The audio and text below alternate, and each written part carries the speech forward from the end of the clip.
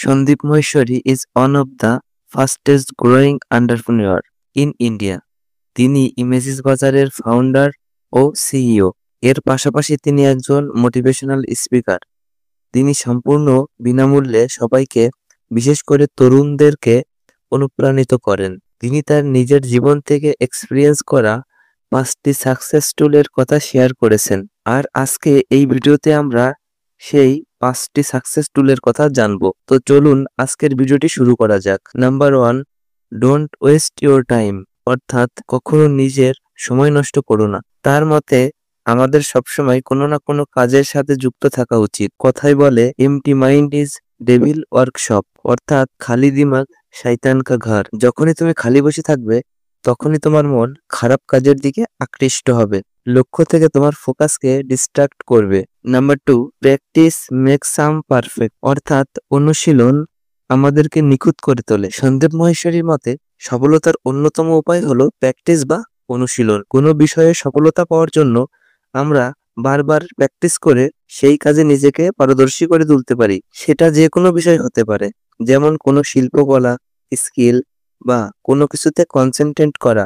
Number 3, keep moving forward, অর্থাৎ লাইফে সামনে ক্রমশ এগোতে থাকো। তার মতে আমাদের লাইফে ক্রমশ এগিয়ে চলা উচিত। কোনো কাজে যদি আমাদের ভুল হয় তাহলে সেখান থেকে শিক্ষা নিয়ে আবার চলতে শুরু করা উচিত। নিজের ব্যর্থতা থেকে শিক্ষা নিয়ে আমাদের অলওয়েজ এগিয়ে চলতে হবে।